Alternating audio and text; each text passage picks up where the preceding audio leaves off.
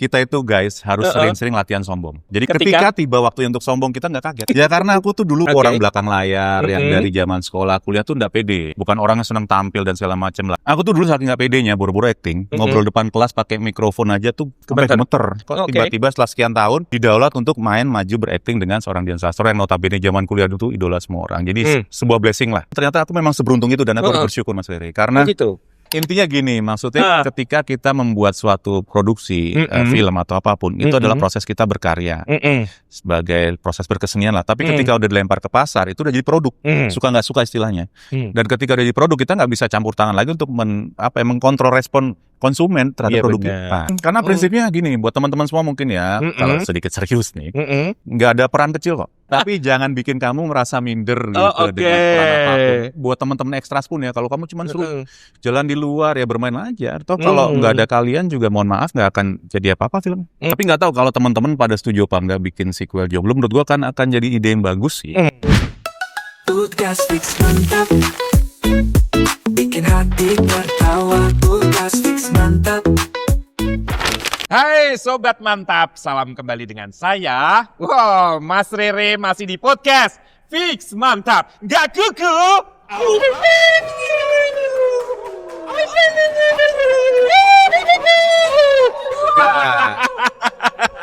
Udah, dikenalin dulu ini. Oh, dikenalin dulu ya? Emang gak ada yang kenal? Nggak, biar krisis eksistensi. Oke. Nah hari ini senang sekali karena saya kedatangan bintang tamu. Yang ini besteran antara Persia sama Turki ya? Sama Rottweiler ya. Sama Maine Coon. Kucing dong. Berarti saya spesies apa? Gak jelas. Gak jelas ya. Oke. Nah, yang pasti serius. tahu harus serius. Oke. Nah, pasti Sobat Mantap tahu ini adalah aktor kawakan. Pasti. Saking kawaknya sampai ya begini bentuknya. Iya. Gak terkontrol. Karena udah kadaluarsa. Enggak, ini udah kayak pengalaman. Ya, banyak pengalaman ya dan usianya juga matang tentunya. Alhamdulillah. Oke. Nah, siapakah dia? Langsung aja. Siapa? Ya, perkenalkan. Oh, kenalan. Rizky Hanggono. Enggak kuku. Apa kabar sih? Kok lu gue presenternya. Mas, Apa? jadi ingat 10 tahun yang lalu kita pernah Baru mau nanya, FTV ya? Santo FTV ya. Kita ya. Lupa Lupa saya. Pokoknya waktu itu zaman saya masih ngondek. Situ belum. Masih magang. Sekarang Udah ngurus sertifikat. sekarang udah ngondek. Ntar di sensor lo. Sekarang udah ngondek ya. Kalau saya tetap Udah berwibawa. lebih ngondek Mas. Agak kurang lulus. Agak kaku dikit. Gak Oke. apa-apa. Yang pasti senang sekali karena hari ini kita ada bintang tamu Mas Rizky Hanggono. Salam kenal semua. Iya, sehat selalu ya. Alhamdulillah insyaallah. Rere sehat Mas Rere? Alhamdulillah makin ya silakan diminum. Makin apa? Ini tamu tapi belum dipersilakan minum, udah minum duluan. Enggak, gue udah lama gak minum kaso metal. Gue biasa yang cair. Yang saset itu kasonya loh. Saset, ini yang metal ya. Metal. Bagus guys, recommended. Oke. Gue jadi bingung mau ngomong apa. Bodoh amat. Apa? Ya udah kita santai-santai aja, kita Santai ngobrol-ngobrol aja. Dari tadi kurang santai apa? Nah, udah lumayan santai ya. Panas, Bo. Panas ya? Ya derita lo ya. Takut. Salah sendiri blocking di situ. Suruh dia. Omelin produsernya. Oke, Rizky apa kabar? Alhamdulillah baik. Baik ya? Udah 3 kali nanya. Oke. Masih sibuk? Sibuk apa sekarang? Sibuk menyibukkan diri. Menyibukkan diri Masih di antaranya? di dunia acting. Ya. Melukis masih? Gambar-gambar hanya channeling aja. Tapi pelit, kamu waktu itu bikin gambar yang warna-warni, gue bilang, Kak bikinin itu. Ntar ya kalau ada waktunya di Instagram, ya Allah sombong Emang banget. pernah? Itu gue lagi sombong-sombongnya. Oh gitu. Jadi kita ada fase. Gue gak ingat beneran, gue nanti deh. Tapi gak apa-apa, hidup tuh harus sering latihan sombong. Terus yang lebih sombong lagi gitu ya, gue baru sadar kalau ternyata baru di fallback kemarin. Enggak dulu. Secara gue berteman sudah puluhan tahun gitu. Gue follow dia berpuluh-puluh tahun ya, 10 tahun lebih. Jadi ada fase di mana gue tuh sok sibuk dengan isi sosmed gue. Oh oke. Dan kadang-kadang ini bekerja di luar kendali gitu. Habis aja ngelesnya. Tapi itulah dinamika hidup ya. Dinamika hidup. Kadang ketemu, kita pikir nggak akan ketemu lagi, tahu-tahu Iya, ketemu. tapi Dan namanya artis memang begitu. Kalau di follow harus minta izin dulu. Mas aku follow ya baru di follow back. itu omongan gue yang kepotong tadi. Jadi kita itu guys harus sering-sering latihan sombong. Oh gitu. Jadi ketika tiba waktu untuk sombong kita nggak kaget. Oh oke. Itu selalu. Oke. Kata-kata bijak hari ini. Ngapa sih? Oh ini. Jadi Iya. oke, gue mau nanya nih, Ayo. kita ngobrol dulu bahwa Boleh. di sini Hmm. itu kita ngebahas tentang karir, tentang perjalanan profesi seseorang gitu. Mari. Nah, saya tahu Rizky Hanggona ini adalah seorang aktor yang begitu muncul, tiba-tiba lawan mainnya nggak main-main. Wih. Ya itu saudara kembar saya. Itu gimana ceritanya, Mas? Gua masih mencerna statement tadi dan gue masih berpikir menyikapinya gimana. Apakah gue harus trauma atau gimana? Tapi apa dengan seorang Dian waktu itu? Oke, Ya, kembaran. Dian Sastro. Beda kolagen aja. Jadi ya blessing lah. Ya oke, awalnya gimana sih kamu? Nah. Kenapa blessing ya? Ya karena aku tuh dulu mungkin tahu udah pernah cerita. Aku orang belakang layar yang dari zaman sekolah kuliah tuh nggak pede. Oke. Bukan orang yang senang tampil dan segala macam lah. Kok tiba-tiba kerja dulu nih di artistik, jadi kru belakang layar. Kok tiba-tiba setelah sekian tahun didaulat untuk main maju berakting dengan seorang Dian Sastro yang notabene zaman kuliah dulu idola semua orang. Jadi sebuah blessing lah. Dalam arti ya, aku masuk dunia kerja yang baru dengan tantangan yang baru dan harus mengubah pola hidupku yang sekian puluh tahun tadi nggak pede dan segala macam itu. Karena acting harus pede. Jadi sebetulnya kamu sudah bekerja di belakang layar waktu itu? Ada 3 tahunan setengah tuh aku jadi storyboard artis sama sebelumnya jadi kru artistik departemen dulu. Oh gitu. Jadi kru guys gitu. Oh jadi kru. Terus 3 tahun. Apa yang membuat kamu terpilih jadi cast di situ? Kalau terpilih aku nggak tahu pertimbangan mereka apa. Yang jelas aku sempat di casting sampai 2 kali. Oke. Bukannya GR, gue malah makin tertekan kok nggak ada orang lain aja. Aku tuh dulu saking nggak pedenya, boro-boro acting, ngobrol depan kelas pakai mikrofon aja tuh sampai gemeter. Itu semua orang deh. Semua. Iya, terus aku banyak lah krisis ketidakpedean segala macam. Makanya sekian puluh tahun sampai dunia ini, berada di dunia ini sampai sekarang itu kayak suatu yang di luar dugaan, Mas Ferry. Oh gitu. Dan prosesnya masih berjalan sampai sekarang adaptasinya. Dan langsung waktu itu begitu kamu lolos casting, langsung peran utama. Peran utama dan langsung persiapan semua dengan maestro-maestro waktu itu almarhum Mas Didi Petet dan almarhum Mas Yayu Unru. Oke. Sama satu lagi ada Bagu Cok Surega. Seberuntung itu kamu, bagaimana ceritanya? Nah, itu karena kamu bilang ternyata aku memang seberuntung itu dan aku harus bersyukur Mas Ferry. Karena dulu sih aku nganggapnya berat ya, prosesnya berat. Gue acting dengan 0 experience, 0 percaya diri tadi aku bilang. Banyak ngulang dan banyak pressure lah kalau jelek dimarahin dan semua segala macam. Tapi setelah sekian puluh tahun kamu bilang tadi ngingetin makasih loh. Ini adalah suatu keberuntungan yang harus tak syukuri. Dan bisa, insya Allah bisa berjalan lebih lama lagi ke depan dengan lebih baik. Apa yang membuat kamu kepilih di cast itu? Ya udah tahu kok nanya mungkin saya. tampanmu atau kualitas bekal kamu atau apa? Ini menarik. Mungkin perspektif simpelnya aja ya. Jadi waktu kepilih itu tahun 2005 beratku cuma 65 kilo. Langsing ya. Bukan langsing lagi kayak malnutrisi. Iya. Saya bilang langsing itu udah parah, ternyata cungkring dia. Cungkring. Pala aku kan gede, bro. Jadi kayak pakai helm gitu, pakai helm. Cuma terus rambutku awut-awutan, ini hitam. Nah, sementara kebutuhannya waktu itu nyari orang penderita, mohon maaf gitu ya, penderita penyakit leukemia. Yang memang dia sudah apatis dengan cinta dan kehidupan. Ceritanya jadi, itu kurang lebih cara fisik menunjang. Dan mungkin mata gue kosong dari dulu kayak orang apatis gitu kan. Nyengir juga. Gitu ya. Sama kedip-kedip terus malu aku sebenarnya buat film itu. Tapi nggak apa-apa. Nah itu kan debut pertama kamu dengan sosok kamu yang kamu bilang bahwa mungkin itu memenuhi kriteria. Tapi dengan kemampuan acting kamu bagaimana waktu itu? Jujur ya, nih kayaknya baru sekarang nih buka-bukaan lebih detail. Jujur nggak pede. Jujur nggak pede. Kenapa? Karena waktu itu ada yang jadi nominasi lainnya yang buat peran gue mainkan. Ini ada beberapa nama yang udah lumayan orang tahu lah pada masa itu. Makanya gue benar-benar nggak nyangka kok gue yang kepilih. Jangan loh. Ini rahasia. Nggak biar kelihatan misterius gue. Enggak. Dengan kamu bilang siapa dia, artinya wah level kamu naik gitu. Akhirnya gue menganggap itu atau memang gue paling affordable.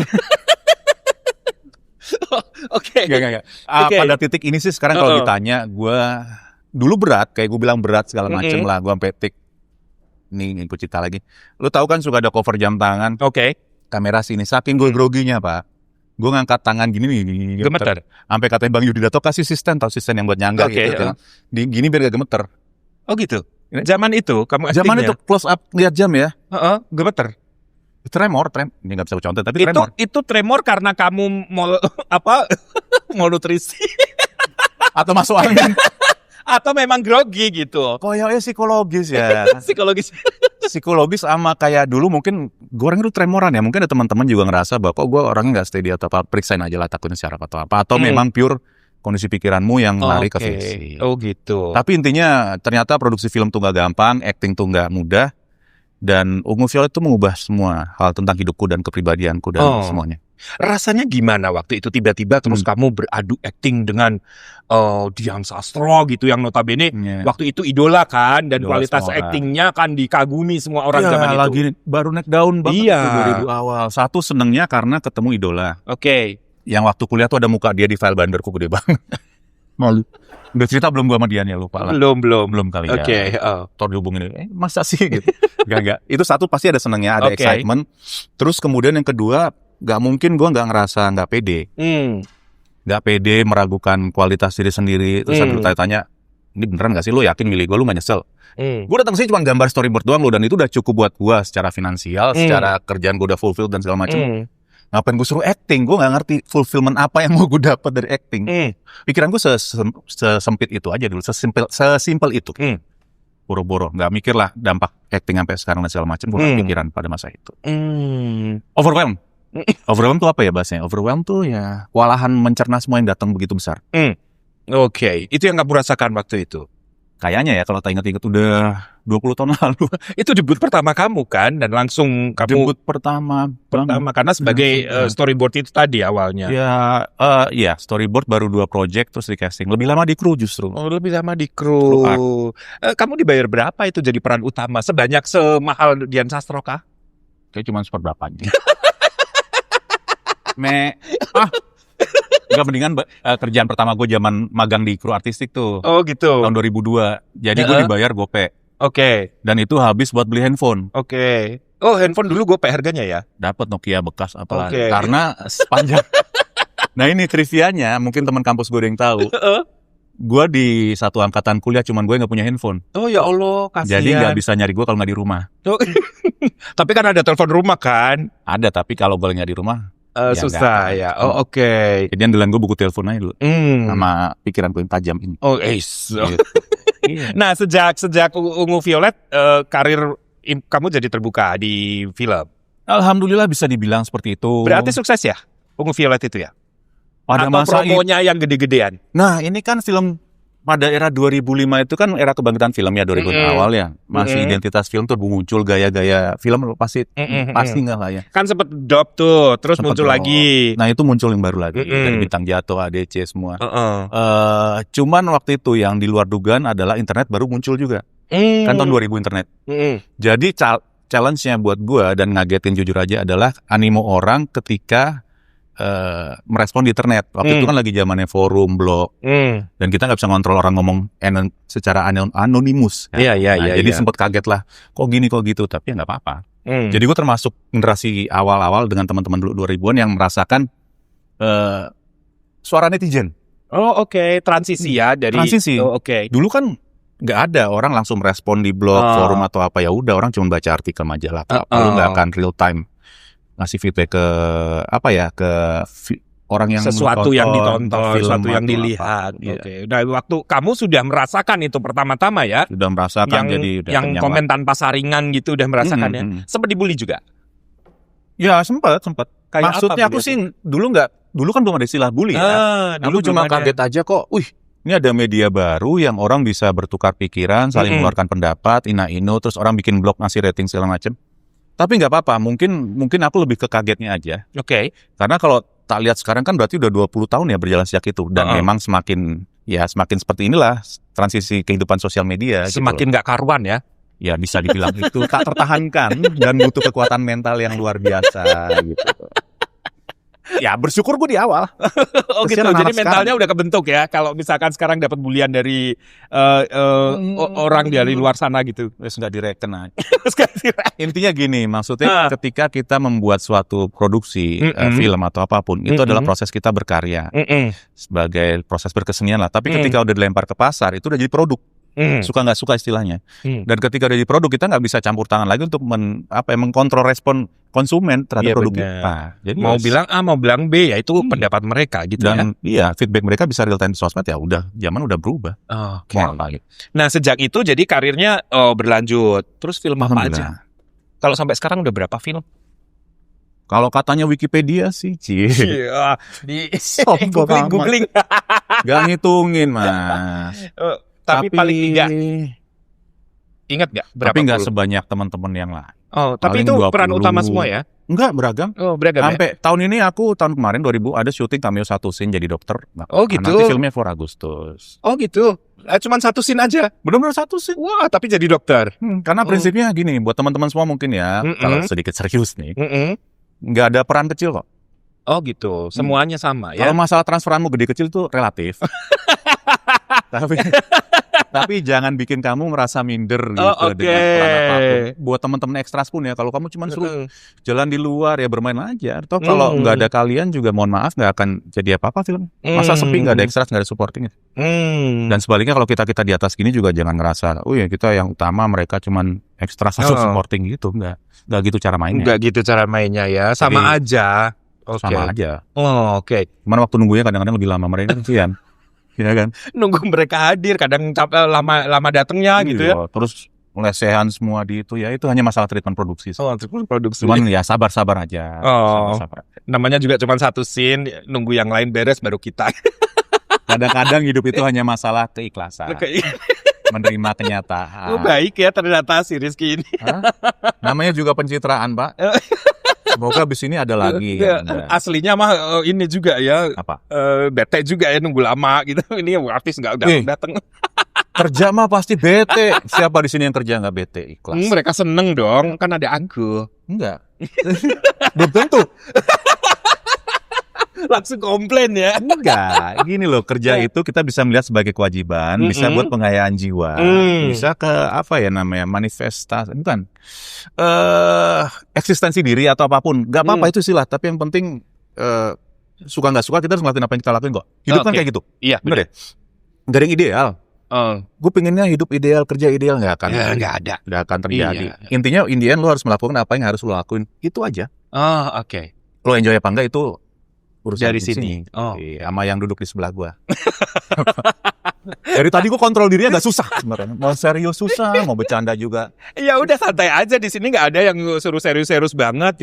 Konsepnya hiburan, yang penting apa yang kamu keluarkan itu jadi sebuah inspirasi buat mereka yang melihat udah gitu. pokoknya hidup tuh bawa fun aja. Oh gitu ya. Yeah. Nah, di film berikutnya kamu pernah bermain di Dealova Jomblo.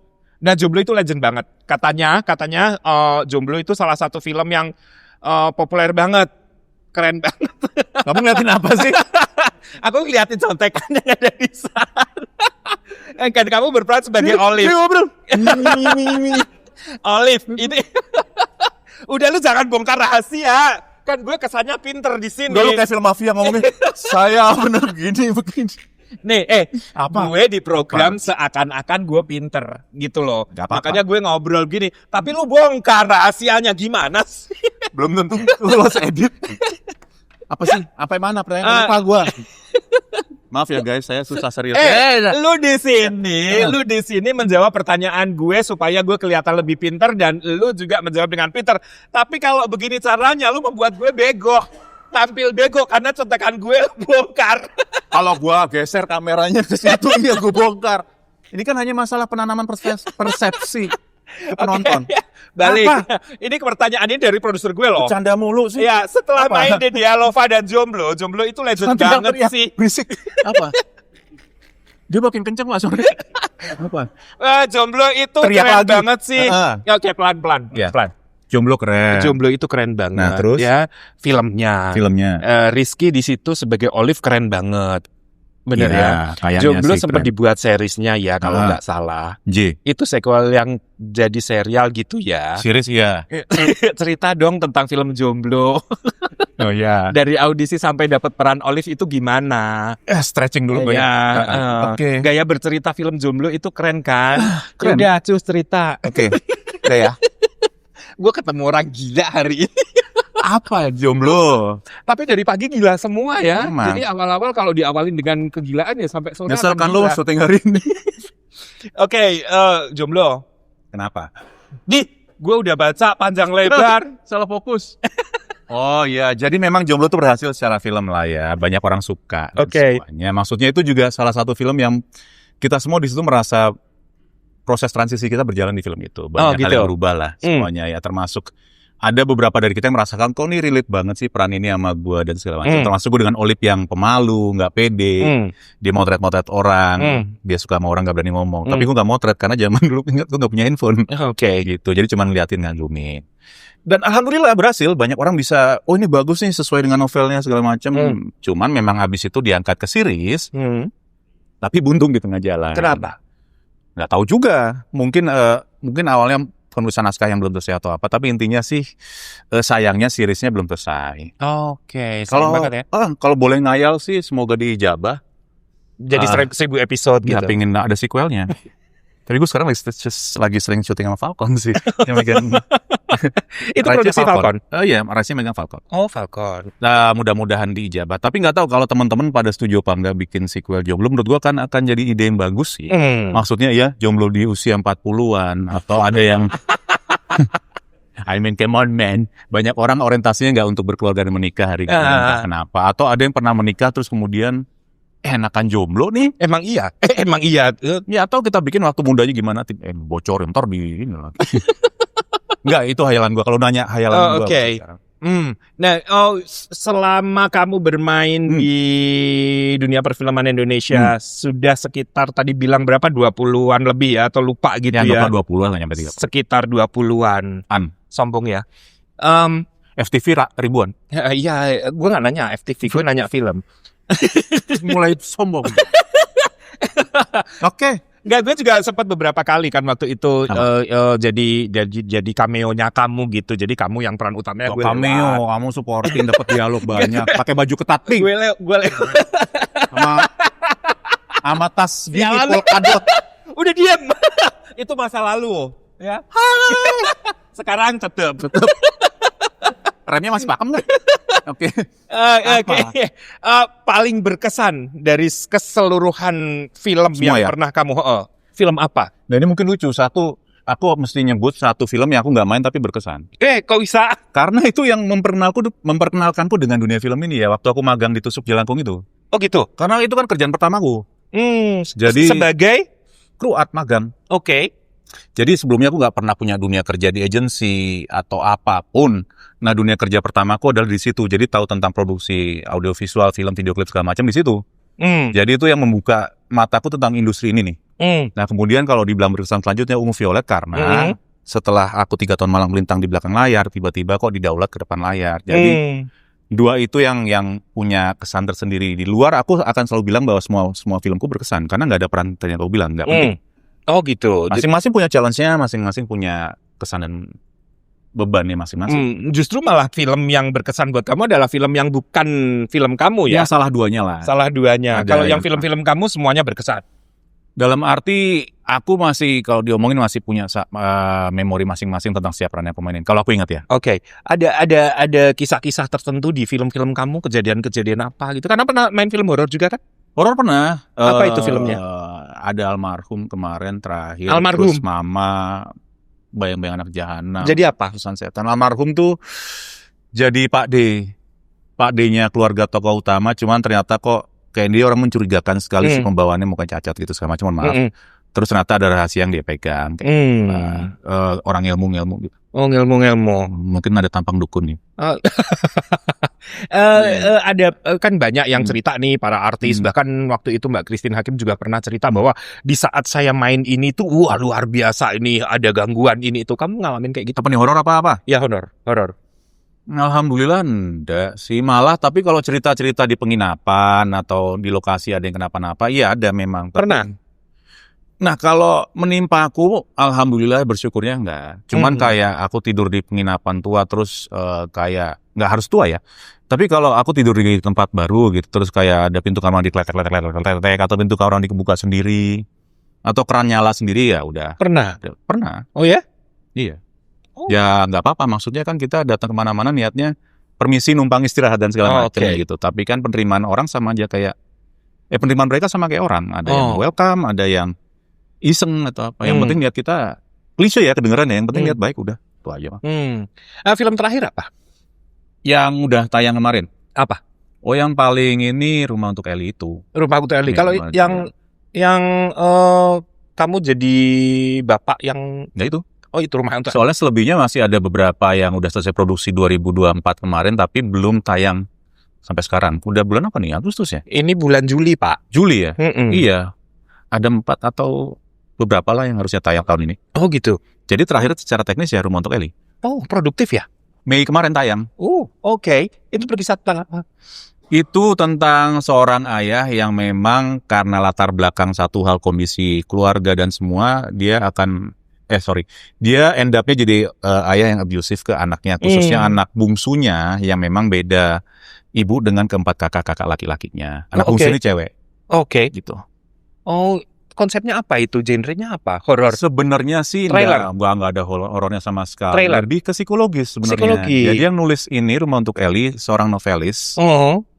Liu namanya, Len Liu. Dia masih 16 tahun kalau nggak salah nulis. Jadi tokoh utamanya si Ellie, anak yang merasa asing di rumahnya, anak yang merasa ditekan, ditindas karena hanya karena dia dianggap anak pembawa sial.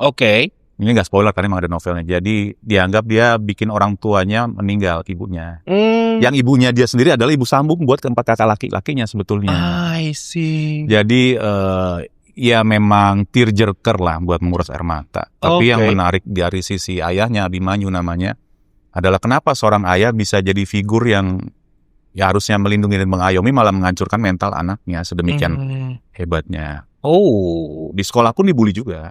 Anaknya itu. Si Ellie ini ya. Karena udah energinya udah keganggu dari rumah kali ya. Jadi di rumah dia dianggap gengges banget sih loh. Nah di sekolah juga sama geng populernya dianggap gengges. Jadi juga. Emang lumayan berat sih skripnya. Gitu. Mengkombinasikan tekanan di rumah dan di lingkungan sekolah berat sih. Itu berat. Kalau sekarang nggak, aku pengen nonton di mana itu? Netflix ada ya? Itu sih Mei kemarin. Atau masih tayang mungkin di beberapa bioskop?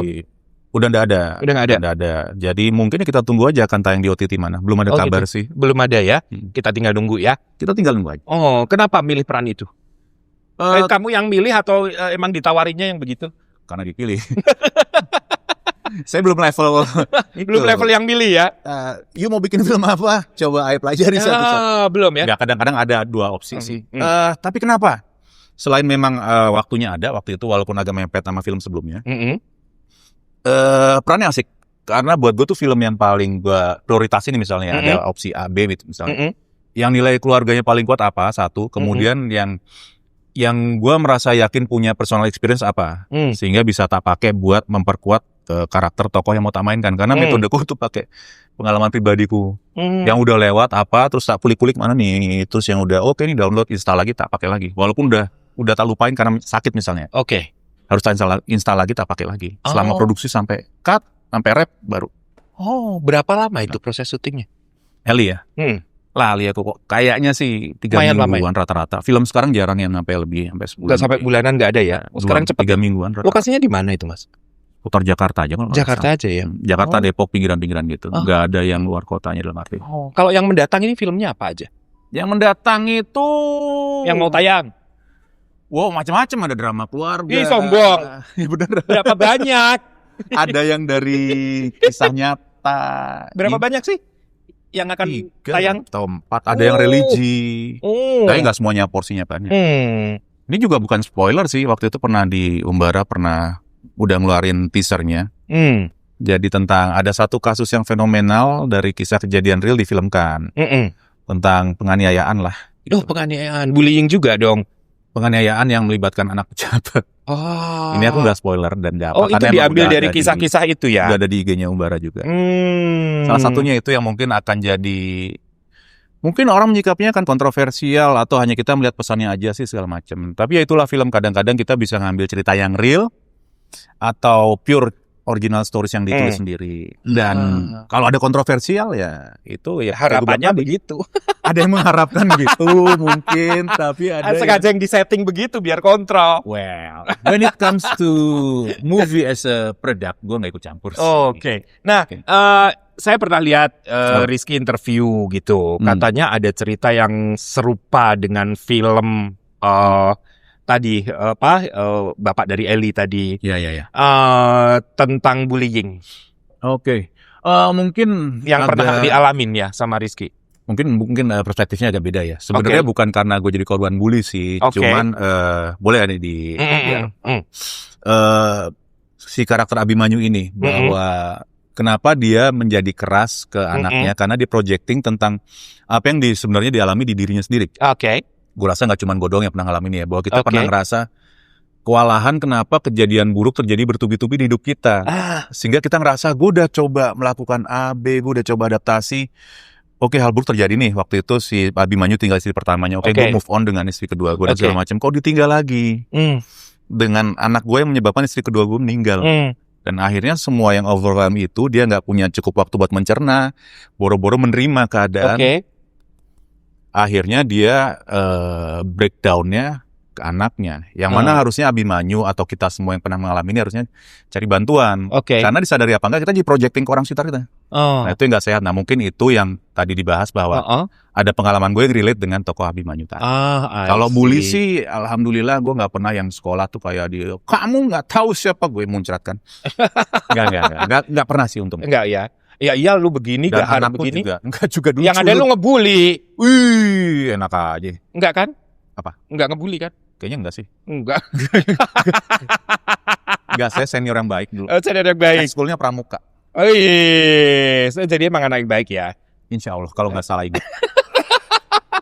Mudah-mudahan kesan baik ya. Oh oke. Nah masih ada ya pertanyaan? Coba lagi turun. Ya oke. Ini gue jangan oleh ya. Masih turun. Oke. Tadi project tahan apa? project berikutnya ada film, masih ada 3 lagi. Yang tadi disebut satu apa tadi yang tentang? Ya kalau yang insya Allah tayang sih nggak tahu tahun ini apa enggak. Tapi yang jelas ada film keluarga. Yang tentang keluarga yang pembunuhan melibatkan pejabat itu?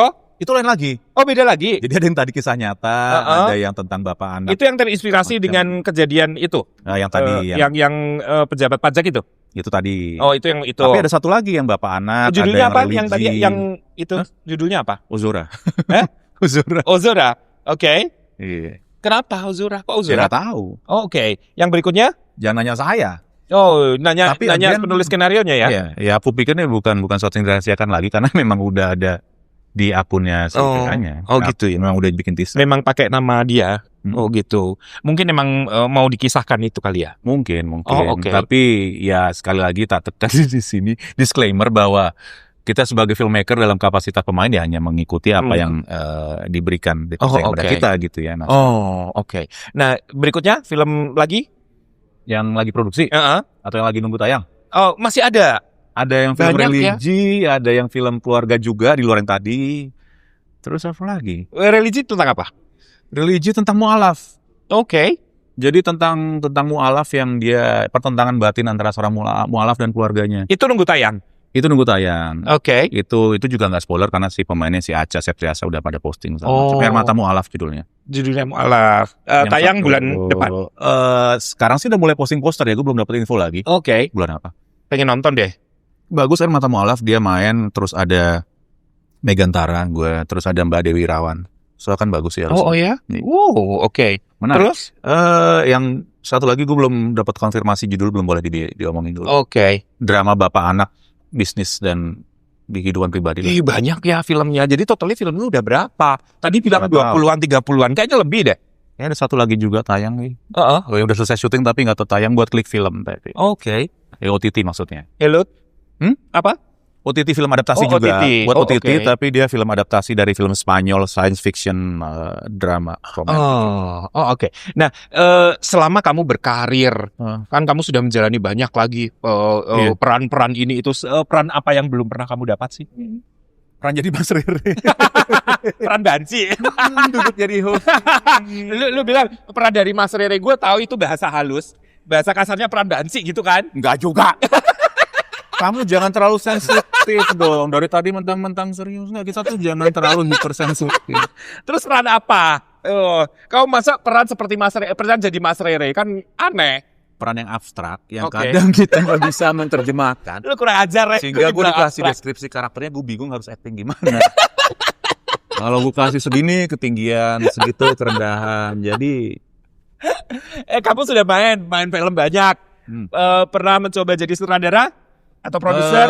fairly speaking, yaelah. Enggak sih, aku bukan ranahnya yang situ. Mm. Aku mungkin akan masuk ke produksi sebatas aku punya ide cerita dan segala macam. Cuman Oke. gue nggak bisa berpikir secara struktur dan sistematis sehingga jadi rangkaian kerangka cerita. Hmm. Mungkin jadi akan masuk ke punya original story apa, terus gue kerjasama developing story jadi sebuah script. Pinginnya ke arah sana. Tapi kalau ranah teknis enggak lah, masih banyak yang lebih capable. Jadi nggak pengen ke sutradara lah atau ke Kalau diniatkan belum, tapi Oke. kalau tiba-tiba ada yang daulat buat kayak film pendek atau hal-hal yang simpel dulu ya ayo lah, tapi gue nggak terlalu teknis. udah ya. pernah? Belum.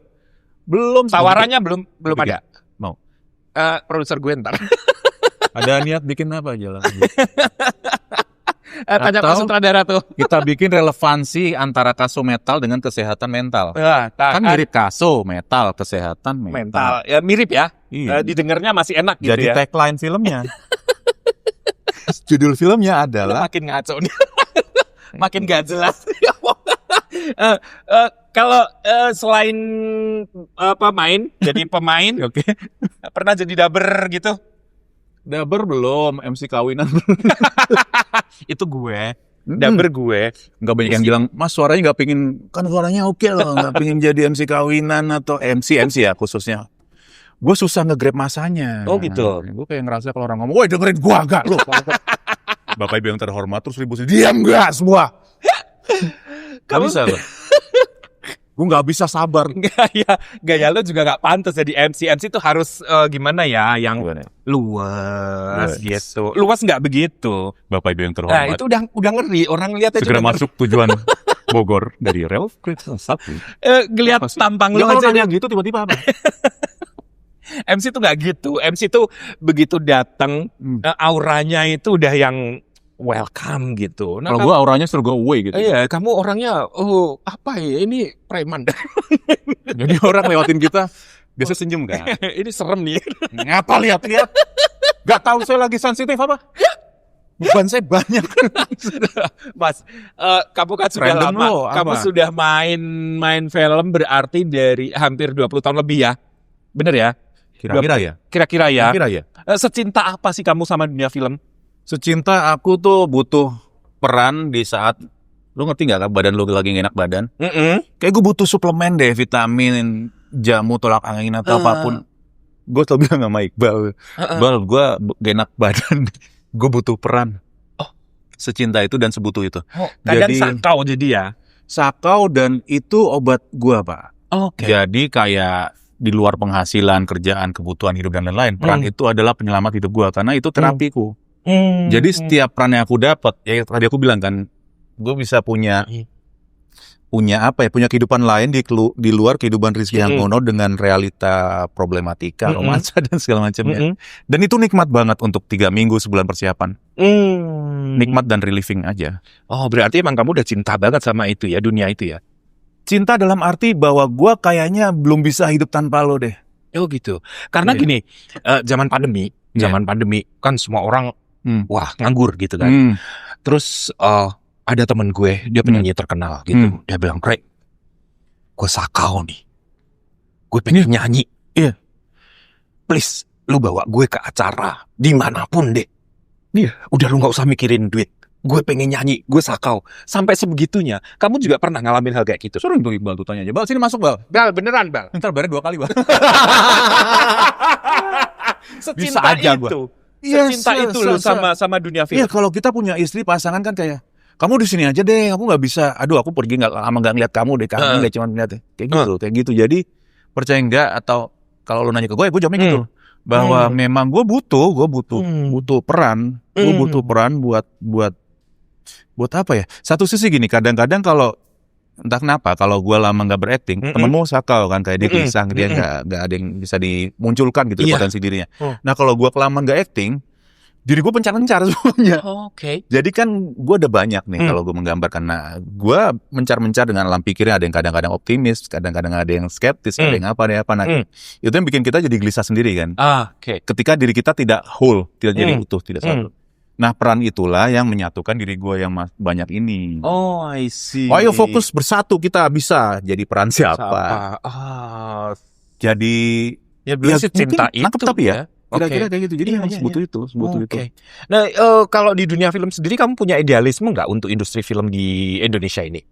Wah, ingin film seperti apa sih? Aku sih nggak mau terlalu muluk-muluk ya, banyak orang di luar sana yang lebih tahu idealnya gimana. Cuman sebagai pelakunya aku berpikir praktis bahwa akan ada kesempatan lebih baik untuk orang melihat kita lebih lama dan lebih banyak untuk di bioskop atau di media apapun ya. Kadang-kadang ada sistem atau regulasi yang tidak memperkenankan kita eksis lebih lama.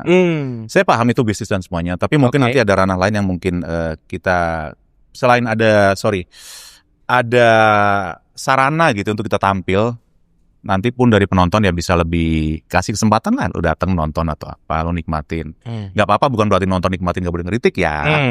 Cuman kita bersinergi dengan baik aja lah antara pembuat kebijakan, pelaku bisnis sama kreator. Udah itu aja. Satu lagi penonton. Penikmatnya. Udah itu aja sih. Jabarannya kayak gimana, banyak yang lebih capable buat menjabarkan Mas Rere Kapumis. Gitu. Nah Mas, kalau zaman gue dulu nih, zaman kecil, yang namanya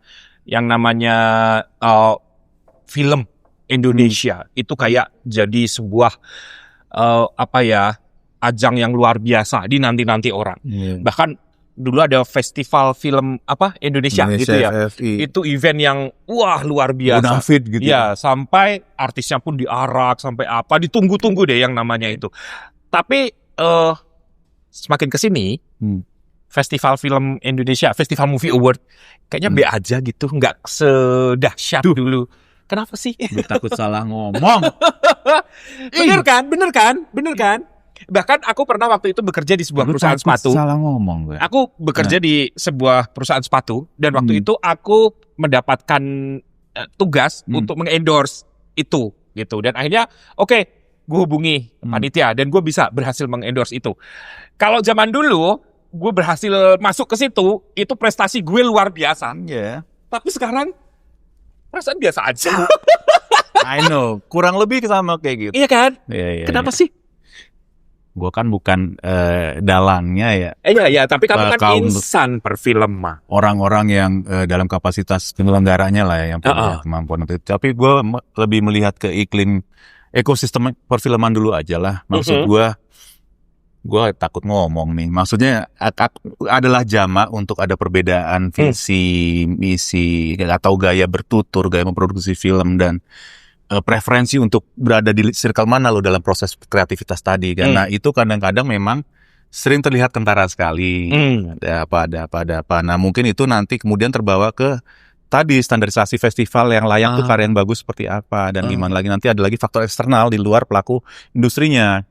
Mohon maaf, banyak lah ya praktisi, pengamat, reviewer, mohon maaf media juga kadang-kala memang mereka bersuara karena mereka mengikuti perkembangan perfilman. Cuman alangkah baiknya kalau ekosistemnya solid dulu jadi satu, yang kemudian nanti keluarnya bisa jadi dalam dulu aja solid. Nanti ke media, atau elemen pendukung lainnya lebih enak. Nanti kan jadi kalau kitanya sendiri nggak solid, mencar-mencar. Emang selama ini nggak solid kayak dulu? Solid sih gue nggak berani bilang apa enggak, biarkan yang lebih paham menilai. Aku pun cuma taunya di berita-berita. Kadang ada kubu A, kubu B. Aku sih nggak. Aku menyayangkan aja sih.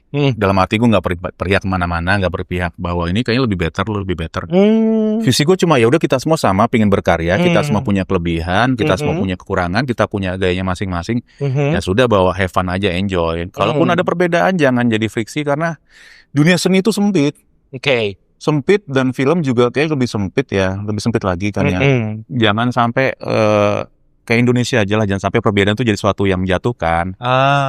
Kalau dibilang prihatin itu aja, gue nggak mendeskripsikan, gue nggak berusaha mengkritik apapun, gue cuman kayak lu bilang ngasih masukan atau opini tentang apa yang gue lihat ya. Mungkin gue salah, tapi ya itu jawaban gue sih.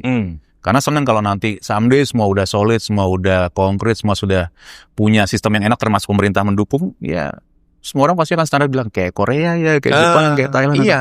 Siapa yang nggak pingin sih? Kayaknya Indonesia kurang ya di situ ya. Gue nggak berani bilang kurang atau lebih ya. Aku cuman kadang-kadang kalau ngeliat di sosmed, di berita ya wes, aku tuh tadi aku bilang aku nggak berani buat masuk ke ranah yang gue nggak yakin gue bisa. I see. Makanya kalau ditanya yang berat-berat gue takut mau jawab apa. Makanya aku selalu menempatkan diri sebagai orang awam aja. Orang awam yang kebetulan berkecimpung di sini. Aku cinta actingnya, gue butuh acting, dan gue seneng kalau ngeliat teman-teman yang lebih gape gitu ya dengan pengalamannya jadi sesuatu yang bisa gue contoh dan gue tiru gitu. Apalagi gue punya kesempatan berada di antara mereka semua. Itu aja sih. Gitu ya. Gak muluk-muluk. Sebagai seorang pemain film nih yang sudah lama, apa arti sebuah penghargaan buat kamu? Maksudnya penghargaan buat gue pribadi nih ya. Mohon maaf, bukan nggak pengen gitu. Tapi udah dapat nggak sih? Sekali-kalinya dulu di Ungu Violet 2005. Violet ya. Kamu sebagai apa waktu itu? Best Actor. Best Actor Bali, Festival Film Bali atau apa ya? Terima kasih loh. Debut pertama langsung Best Actor ya. Iya. Usia berapa waktu itu? 25. Sekarang? 45. 20 tahun lalu. 20 tahun lalu. Yang bukannya nggak pengen, cuman buatku sekarang penghargaan terbesar adalah ketika ya orang-orang merasa senang dan nggak harus memuji ya. Maksudnya orang menghargai dalam arti, oh ya gue senang, enak kerja sama lu dan lain-lain. Gue senang mempercayakan peran Nicole. Udah, kemudian keluarga gue juga ngeliat gue tetap effort di dunia film ini. Udah cukup Mas Rere. Yang bentuknya kayak gitu-gitu aku nggak lah. Nggak terlalu. Dalam arti banyak di luar sana yang mungkin lebih effortnya lebih keras dari aku dan skill dan semua segala macam. Aku udah puas dengan sumbangsi yang bisa aku berikan di industri film sejauh ini. Ngaruh nggak sih misalkan kamu dapat penghargaan, efek dari kerjaan akan lebih banyak atau enggak sih? Kalau ngobrol sama teman-teman dan observasi pasti ngaruh. Ngaruh ya? Ngaruh ke kepercayaan dari pemberi kerja tentunya. Lu punya kualitas yang diakui secara nasional. Dan ngaruh ke red card juga sih. Iya. Bener ya? Lu coplok ini. Coplok. Ya, oke, lanjut. Tak giniin aja ya. Nah, tapi nggak apa-apa di situ. Aman nggak mic-nya? Aman. Coba ngomong. Cek. Cuman magnetnya hilang. Magnetnya jatuh. Gak apa-apa ya? Gak apa-apa, aman. Oke. Nah, tapi selama kamu menjalani itu kan kamu pertama kali langsung dapat penghargaan. Selebihnya kamu ngarep nggak sih dapat penghargaan lagi kalau selama kamu main film ini? Percaya nggak, gue lebih ngarep dapat banyak kerjaan aja. Polos ya? Iya, maksudnya gini, targetku tuh hanya berusaha lebih baik lagi di setiap pekerjaan yang datang padaku. Karena itu kan penghargaan tertinggi dari diri kita sendiri. Bukan sombong ya, bukan cepat puas, tapi paling nggak harus maju. Karena nanti bisa jadi kontroversi. Siapa tahu aku dapat penghargaan tapi orang lain bilang nggak layak. Sering kan seperti itu kan? Mungkin ada kejadian di luar sana. kan? Iya. Jadi aku play safe aja. Udah, yang penting aku pas lama proses syuting director puas, mau tim produksi puas, udah.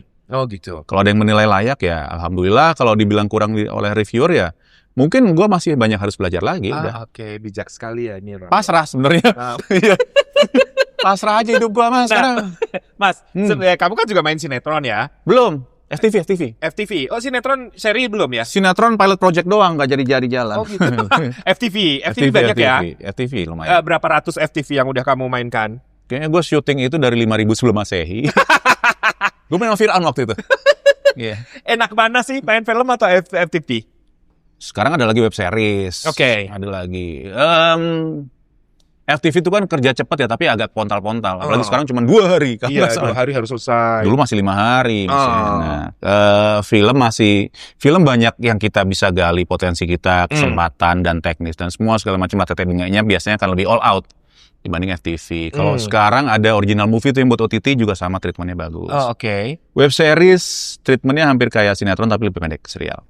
Kenapa kamu nggak deal ke sinetron? Apa Belum karena dapat kamu lagi minta bayarannya ketinggian? Gue bayarnya pakai ini, gue dirham. Gue dari Turki. Emang belum rezekinya. Enggak. Katanya sinetron duitnya lebih banyak loh ketimbang film atau FTV. Banyak. Bener Karena nggak sih? kan dari estimasi per bulannya udah jelas berapa buku gitu. yang selesaikan. Oh, Ini juga katanya sih belum pernah. Karena belum Iya, pernah. belum Belum pernah. pernah deal. Belum pernah jalan. Belum pernah jalan. Tapi pilot udah beberapa. Udah Pilot sering. ada 2. Yang satu jadi FTV, Oke. yang satu udah nggak jadi tayang aja. Oh, belum rezekinya aja di situ ya. Yang satu sampai fitting baju superhero. Tapi nggak jadi. Nggak jadi. Nggak bisa begitu ya? Sama Reza Pahlevi waktu fittingnya. Nggak tahu. Itu emang belum jodohnya kali di situ ya Mas ya. Anggaplah gini, hidup ini penuh kejutan. Oke. Kita bilang tadi dulu siapalah anak yang mana-mana naik angkot, naik kereta, kuliah pakai sendal jepit, megang mikrofon, sekarang bisa ada di sini ngobrol-ngobrol tentang banyak hal yang orang nonton. Apa bukan blessing? Aku harus bersyukur sekali loh. Iya, blessing banget ya. Iya, aku umur 15, 17 aku nggak tahu mau jadi apa, Mas Rere. Nanti kalau aku bilang di sini udah titik puncak, sombong. Tapi kalau dipikir, gue nggak punya space lagi buat maju, lah nggak pede kan? Iya. Terlalu pesimis. Walaupun wajar kita tahu keterbatasan kita ya. Tapi ya sisakan sedikit aja lah. Mungkin masih ada hal baik nunggu kita di luar sana. Oke. Kayak kita udah lama gak ketemu. Tiba-tiba ketemu di Ini sini. kan kita exchange energi kan. Alhamdulillah bisa Alhamdulillah. dipertemukan kembali. Iya. Itu biasanya emang gitu. Ada sekali pertemuan akan ada berikutnya gitu. Kalau sama kamu ya aku relatif. Tergantung konteks pertemuan berikutnya apa. Di mana dan seperti. Kamu jangan kegeeran. Nyebelin. Kita berbicara secara general, bukan personal. Maksudnya pekerjaan dong kan kita ketemu sebagai waktu itu ketemu Tinggal di sebagai mana sih kerjaan. sekarang? Hah? Tinggal di mana? Mau tahu aja. Gas ya? Gas. Belum. Masih banyak pertanyaan. Sombong amat. Oke, Mas, aku punya pertanyaan. Ini dari produser gue. Kamu jangan lihat. Banyak amat. Iya, banyak. Kan 1 jam lebih. Ini refill nggak? Belum. Yuk diminum dulu. Nggak refill nggak?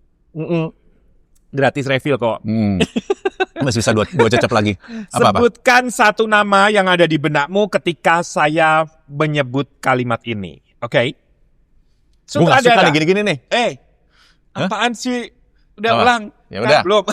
Sebutkan 1 nama yang ada di benakmu ketika saya sebut profesi ini. Oke. Sutradara, Orang aku Prianto. aktor Indonesia. Reza. Sering lihat. Siapa? Reza. Reza siapa? Rahadian. Oh, Reza Sering Rahadian. lihat. Kenapa sih? Sering lihat aja. Jadi ngelotok di kepala aku.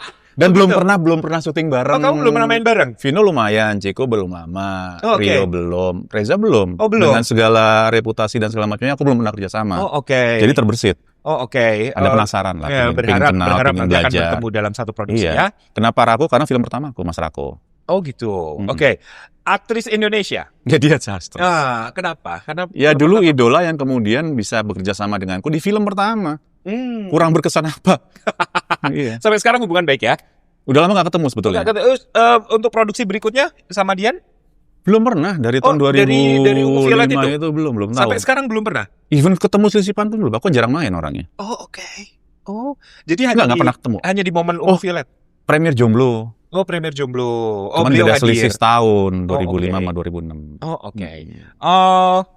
Aktor atau aktris Hollywood? Banyak nih. Joaquin aja. Phoenix. Oh, oke. Kenapa? Karena kita sama-sama punya jahitan di sini. Itu kenapa sih? Ini kalau nggak ada kumisan ada. Itu kenapa sih? Nggak, memang gue kan drama dari kecil ya. Oke. Jadi gue belajar jalan umur berapa? 3 bulan? 4 bulan? 9 Belajar. bulan? Masa belajar jalan 3 bulan yang bener aja. 3 3 tahun. bulan. Iya, iya. 3 tahun. Kayak ajaib kali 3 bulan belajar. Allah Akbar. Mulai skip. Pokoknya belajar jalan. Terus Oke. kesandung kakinya mbakku jahitan. Duh. Tapi di luar itu dia punya range yang asik ya. Hmm. Dan mukanya tuh, gue seneng kadang dia bisa kelihatan jahat, kelihatan rapuh, kelihatan baik, kelihatan gila. Atau semuanya Oke. jadi satu, tapi effortless. Oh gitu. Menurut gue ya, ini kan sangat subjektif sekali. Siapa itu? Joaquin Phoenix tadi. Oh gitu ya. Joaquin Phoenix. Oh oke. Jadi dia salah Kan satu Hollywood, panutan kamu. Salah satu orang yang, kalau gue bilang di Joker keren banget, itu standar ya. Ada satu film yang dia jatuh cinta sama cyborg, gue lupa judulnya apa, itu juga keren. Jadi jatuh cinta sama AI, Oke. aku lupa judulnya. Tapi itu juga asik. Ada transisi antara orang yang gak punya siapa-siapa, gak direken sama semua percintaan, tiba-tiba kok jatuh cintanya sama AI. Oh. Sama cewek ya. Ini lucu ya. Itu asik. Jadi lo romantika tapi gak ada orangnya. Nah itu kan butuh effort. Pattinson juga bagus sih sekarang. Gitu. Oke. Kalau aktor atau aktris India? Nonton nggak? Tapi nggak tahu nama. Jadi ada beberapa film India yang betul gue. Oke. Nggak suka film India. Ada berapa dulu pernah nonton film India yang tentang pesawat tempur tuh? Oke. Sukhoi, ada Air Force kemarin baru nonton, ada yang tentang kriminal-kriminal juga. Cuma aku nggak tahu namanya. Kalau judul film Indonesia? Apa? Iya, film Indonesia. Oh, pertanyaan berikutnya. Ih, banyak Pak. Apa ya? Satu aja. Ungu Violet. Enggak dong. Jangan dong, gue saking bingungnya. ADC aja lah. ADC, kenapa? Biar lebih santai, dari serius banget gue. Kamu nonton ya? Nonton dan di situ ada 2 orang yang tadi cuma gue lihat di film itu tiba-tiba ketemu. Dian sama siapa? Dennis. Oh, Ada suara. dan bisa main bareng ya sama mereka? Enggak, tapi dia bikin benchmark baru di gini loh, maksudnya era 2000-an awal khususnya dia di ADC ini. Kayak acting yang ngobrolnya nggak kayak acting kan di film-film itu kan. Salah satunya ADC itu. Iya, keren banget ya. Iya, kalau kita lihat acting gaya bicara 80-an 90-an itu kan nggak kayak orang daily. Ada kayak teatrikalnya lah. Nah, tapi sejak itu mereka bisa transisinya di situ. Kayak natural gitu ya. Ya kayak ngobrol gini. Ya. Acting dulu kan kayak, kamu mau apa? Aku pergi dulu ya. Dulu ada. Itu salah satu dan kayaknya cukup hangat aja sih untuk Kalau sebelum itu film nggak gitu ya? Apalagi kalau kita nonton film-film jadul gitu. Kalau 70-an beda sih. Beda lagi ya? Kayak sastra, ya kata-katanya iya, terus kemudian cara penuturannya iya. Ini apa, pengucapan bahasanya juga kayaknya tertata dengan baik gitu zaman itu. Ya mungkin karena dulu acuannya sastra klasik kali. I see. Mungkin ya, gue nggak tahu juga kenapa. Atau mungkin kalau mau ngomong cepet dengan tempo yang bahasa harian, buat dubbingnya susah. Bener kan, karena dulu kan syuting film sama dubbing beda. Jadi mereka harus yang tertata, rapi, pelan-pelan gini supaya dubbingnya gampang. Tapi sejak ADC itu emang berubah ya? 80-an juga masih beda ya. Masih beda. 90-an mungkin udah mulai ada transisi, cuman kalau era sinetron itu harus dramatik. Harus lebih ngomongnya kalau kan. Sinetron. Harus lebih, harus tinggi. Actingnya juga harus lebay gitu ya kalau sinetron ya? Aku rasa tuh karena demand, karena acuannya India tadi. India. Kan harus, padahal biasanya kalau kita bicara acting eksesif tuh buat di panggung teater. Karena lu gak ada close up. Cuman karena mungkin 90-an sinetron pingin yang memancing emosi ibu-ibu, udah actingnya ekstra, shotnya juga ya padat-padat. Nah di 2000-an awal itulah orang banyak eksperimen termasuk. Jadi bahas film nih. Iya, tahun 2000-an awal tuh orang berani dengan tema-tema yang nakal-nakal itu loh, kayak Quickie Express, Arisan, kayak gitu-gitu kan. Ada berapa judul lagi lah. Pasir Berbisik juga nakal, Dian juga tuh. Dian Sastro. Jadi era 2000 awal ya itu tadi kalau gue bilang kebangkitan film Indonesia dari gaya bertutur semua acting dan banyak nama-nama besar muncul di situ. Oke. Kalau film luar negeri? Film luar negeri? Di benakmu apa yang langsung kamu sebut? Banyak sekali ya. Tapi gue lagi belakangan terbersit gara-gara gue ngeliat Gunung Padang dengan teori Advanced Civilization dan piramid. Tiba-tiba urusan lu nanya Apokalipto, Mel Gibson. Oh, Apokalipto. Apokalipto tahu? Kan itu? Iya. Soalnya itu kan menurut gua jarang diangkat ya, suku Maya atau Inka ya. Suku apa itu ya? Salah satu Aztec or something, gue suka. Susah bedain 3 itu. Iya. Tapi pendekatannya ya secara budaya iya, secara historis iya, secara dia cukup bisa dibilang masif ya skala desain produksinya kan. Filmnya. Dan ada human sacrificing dan segala macam. Maksud gua, oke, kalau tentang orang Amerika datang ke Indian kayak Columbus atau 1940 berapa tuh yang filmnya si Colin Farrell. Nah, udah cukup sering ya orang Indian ya tanpa mengecilkan mereka. Tapi yang Apokalipto tuh belum ada aja menurut gue. Belum ada. Si Mel Gibson. Dan emang keren banget itu kan? Menurut gue keren. Oh, emang keren banget. Cuman kok nggak begitu populer ya di sini ya? Atau entah kenapa gue juga lupa. Mungkin gue suka film-film yang eksotis gitu ya. Satu yang gue suka adalah Last of the Mohicans, kalau tahu Daniel Day-Lewis. Ini kalau yang kita bicara visual indah ya, adalah Samurai. Kayak gitu. Adalah Samurai, Keanu Reeves ya? Iya. Itu juga keren banget kan? Gak tau, gue suka. I have a thing tentang kebudayaan sih. Jadi suatu yang budaya, antik, dan jarang gue lihat. Dan biasanya cuma gue baca di buku sejarah. Terus kalau ada filmnya tuh buat gue punya nilai lebih. Kayak kusut. Oke, ngobrol sama kamu udah. Sekarang saya mau kasih short question. Bener ya Pak? Masuk ke short question. Ya. Kamu harus menjawab pertanyaannya dengan... Aku mulai blank nih. Dengan spontan, nggak boleh mikir lama-lama. Gue nggak bisa gini-gini, gue lemot. Oh, lemot ya? Udah coba. Ya udah lemot nggak apa-apa. Iya, ayo. Lu udah mulai ngantuk. Emang. Panasnya diangkat kayak dipijetin. Lu tahu kan kalau di tempat pijat ada merah-merah dulu? Punggungnya kepanasan ya. Iya kayak di terapi panas itu. Enak. Ya udah anggap aja sauna Enggak. Religi atau horor?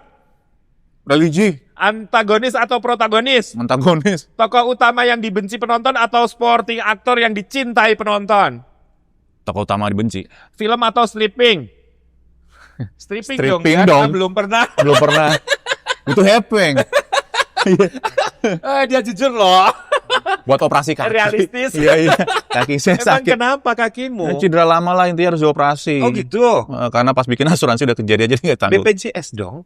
Iya sih harus di. Iya. Enak loh Antrinya BPJS. lama. Panjang nih ngomongin BPJS. Nah, kalau kamu ke klinik terus dirujuk nggak Iya. lama. Asuransi juga harus bayar 10% lagi nih.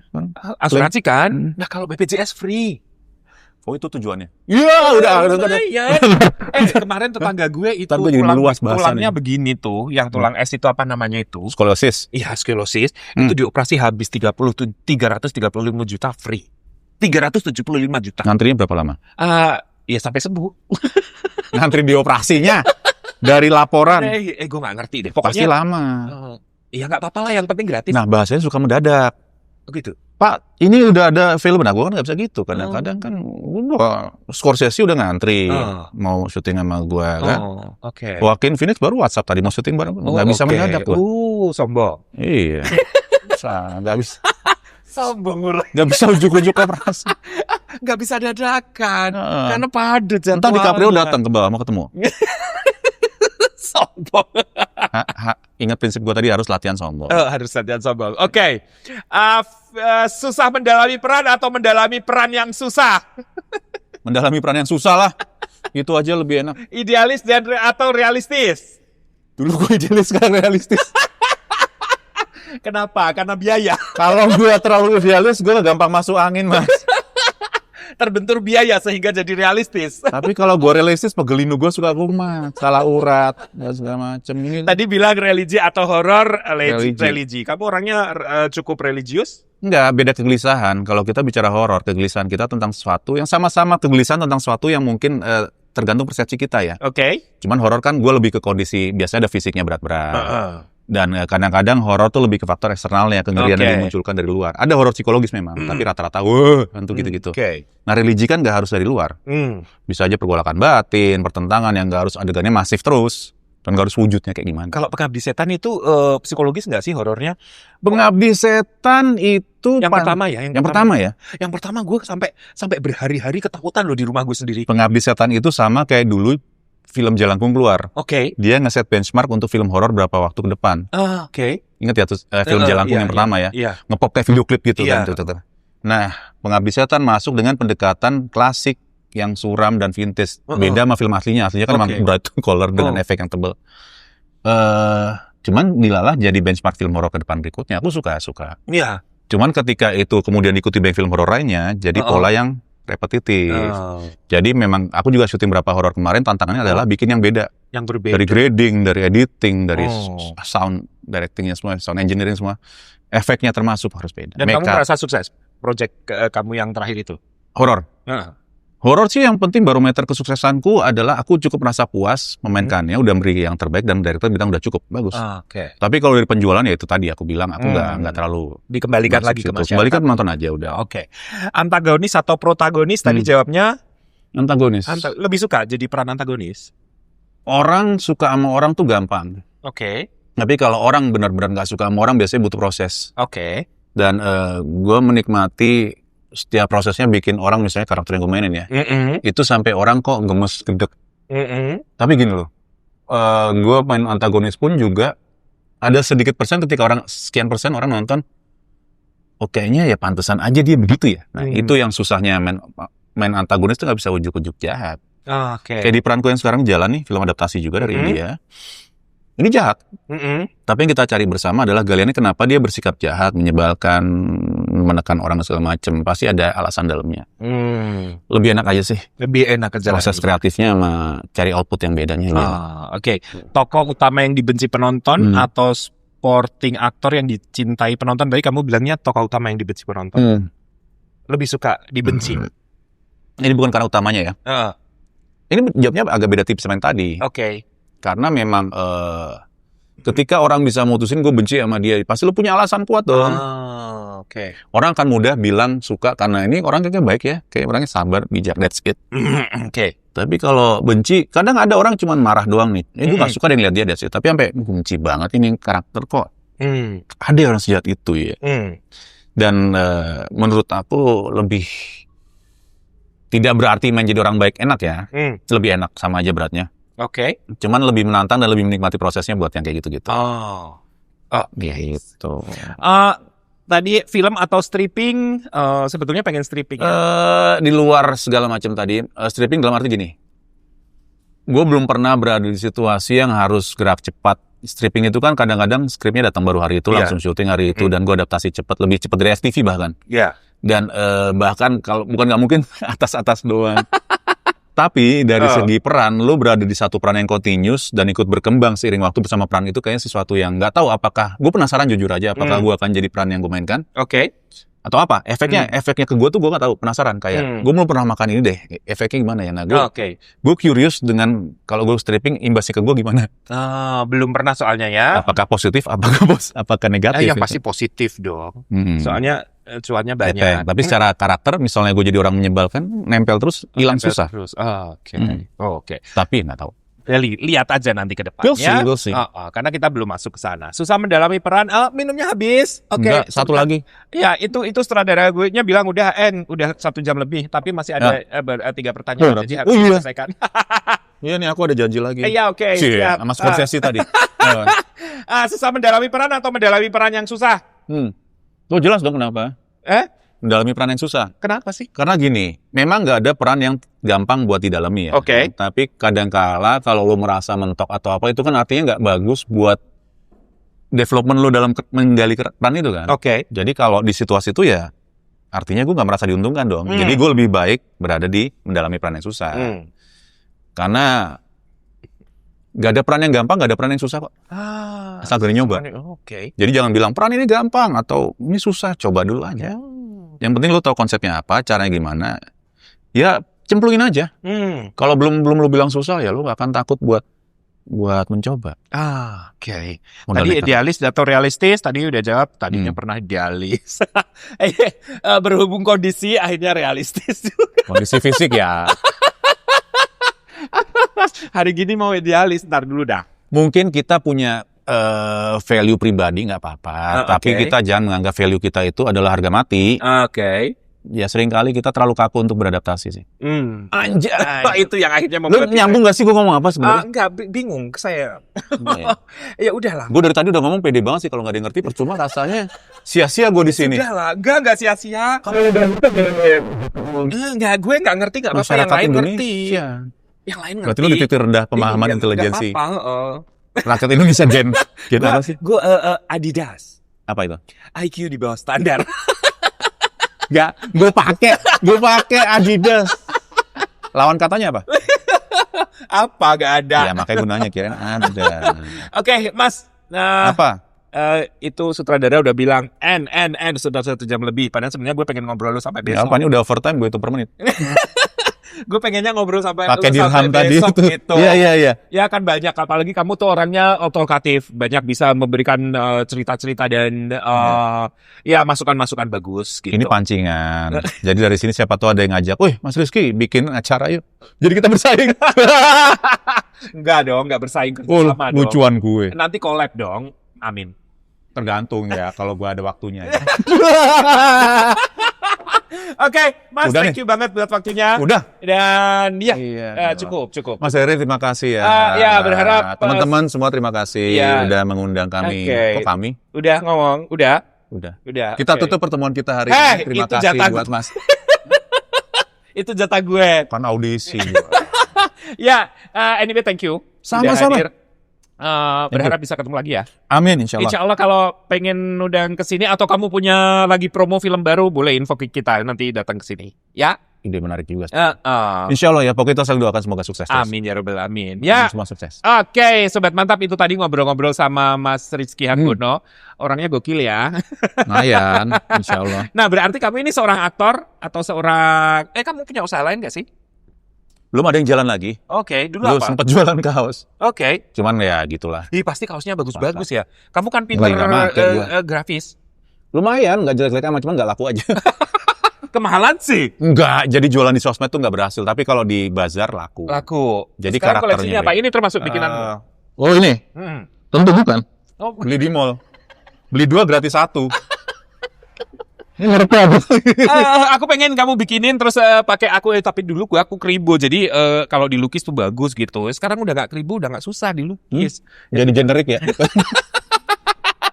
Oke, sobat mantap. Jadi Rizky Hanggono ini adalah fix seorang aktor berbakat Indonesia. Amin, terima kasih. Oke, demikian ngobrol kita sama Mas Rizky. Semoga bisa membawa inspirasi, Ya.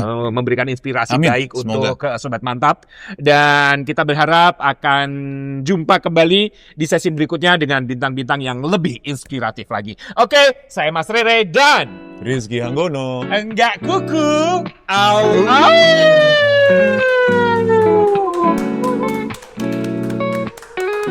Ini tuh bisa naik-naik ya? Hah? Ya, Bisa. ya bisa.